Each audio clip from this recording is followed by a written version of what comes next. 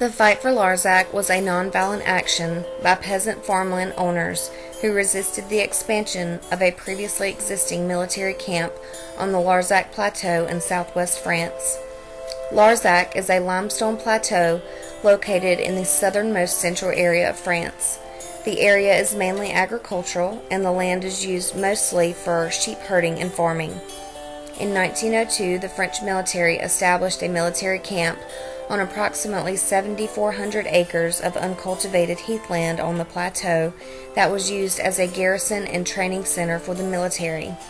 In late October 1970, the then French Minister of Defense, Michel Debris, strategized for an expansion of the military base from the current 7,400 acres to 34,000 acres outside of their current boundaries and onto the farming land of those known as peasants without consulting any of the landowners.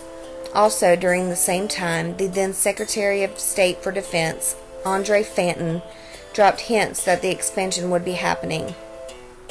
Debris stated that the necessary land would be taken for public interest. It was easy for the military to do this because, as we can see in social hierarchy of the time, the farmers, or peasants, are at the bottom of the totem pole. On October 28, 1971, Debris made his intentions public in a televised interview that the military base would be extended from 7,400 acres to 34,000 acres. For the expansion to happen, 107 farms would be taken, and the military base would then cover 1/6 of the total land in Larzac. Debris tried to make the expansion appeasing to the community by saying that the project was vital for national defense and would have a positive impact on the region. André Fantin, who advocated the military base expansion, issued this statement, quote, "Whether we like it or not, the potential agricultural riches of the Larzac are extremely weak, so I think that it's logical to consider the extension would cause only minimum inconvenience. It is true that there are a few peasants who docetarily raise a few sheep while living the life of the Middle Ages. It is necessary to take their land." Unquote. Being that the people of Larzac are referred to as peasants, it's safe to assume that they were not wealthy, nor did they have the means to fight back against the movement that would take their land as well as their livelihood and income for their families. Local farmers and members of the community almost immediately opposed the plan for the expansion and disputed the claims that their land was a desert unit for agriculture. On November 6, 1971, 66,000 people, organized by the Department of Federation of Farmers Union, rallied against the expansion. Radical activists organized marches in protest against the camp extensions, but without full support from the peasants. While these far-left groups were interested in declaiming the internal colonization and militarization of the state of France, many of the peasants were not politically motivated and mainly wanted to keep their farms intact. In the March of 1972, spiritual leader and Gandhi disciple Lanza del Vastro arrived in Larzac and began a series of sermons and a 15-day fast with peasants to encourage the use of nonviolent methods for protest. Out of the 107 potentially affected farming families, 103 potentially threatened with seize of their land signed a formal contract on March 28, 1972. The contract expressed solidarity and declared that not a single farmer would be dispossessed against his will, and this oath became known as the Oath of the 103. A further demonstration took place following July 14th, the national holiday, in Rodez. 20,000 people and 70 tractors participated. The slogan, "Garderem le Larzac," began to appear all across the region. It means the Larzac is ours. Eventually, peasants came together, and the first mass rally took place on August 25th and 26th, 1973, in Rajal de Groupe. This location was actually inside the existing military base, so this action in itself was a great act of defiance for the movement. This rally attracted the attention of worldwide leaders and brought in speakers from Chile, Italy, and Greece. A second mass rally took place in the same location 1 year later on August 17th and 18th, 1974. This time, the rally brought more than 100,000 people.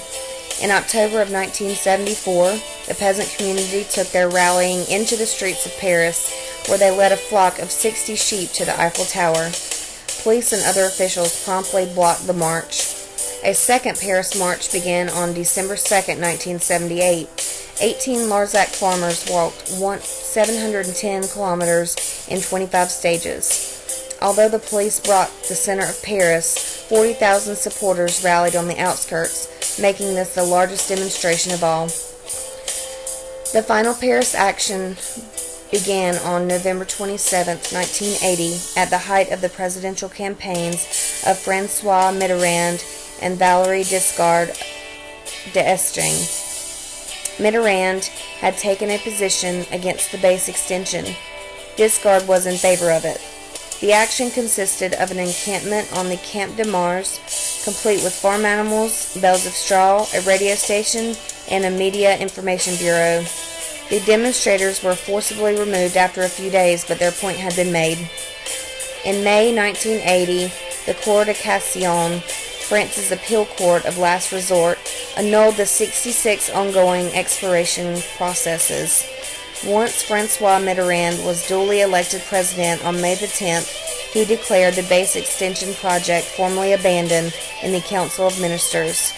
Property already occupied by the state for the project was leased back to the private company Terres de Larzac, Larzac Soils.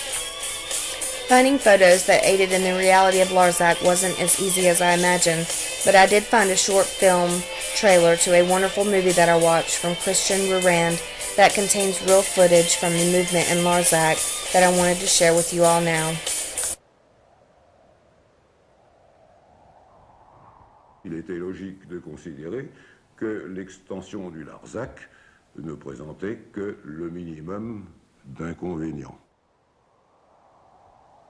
Il y a quand même quelques paysans, pas beaucoup, qui élevaient vaguement quelques moutons et qu'il est nécessaire d'exproprier.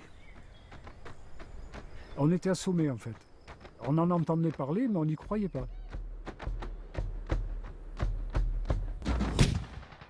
Le camp du Larzac existe depuis longtemps.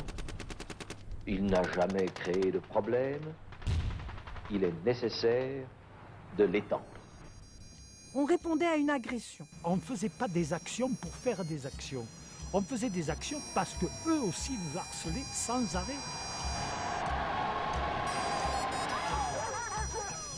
L'armée voulait nous mettre dehors, et nous aussi on voulait la mettre dehors de chez nous. Larzac, ça y est, les gens, des brebis sous la tour Eiffel, voilà. Et il fallait faire quelque chose pour que ça prenne une dimension beaucoup plus importante. C'est en gros presque le Woodstock français, sauf que c'est un Woodstock politique.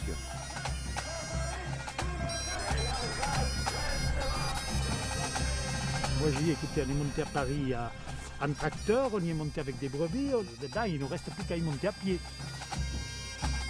On avait décidé à l'arrivée à Paris qu'il n'y aurait pas un slogan, qu'on n'entendrait que les bâtons.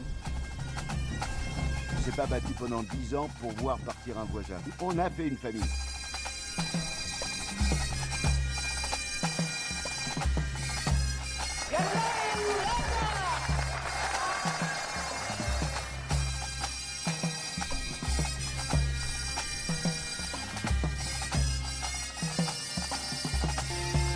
When we look back on all the things we've learned this semester, it's easy to apply those works of Gandhi, Thoreau, and Deming to the events that happened in Larzac. As previously mentioned, an actual spiritual leader who worked with Gandhi took part in the movement and aided the people of Larzac by preaching sermons and upholding a 15-day feast with the people. Gandhi maintains that there cannot be true and lasting peace unless there is equal opportunity for all, which was what the people of Larzac were fighting for. They wanted to keep their land to provide for their families and not have to succumb to the government or military.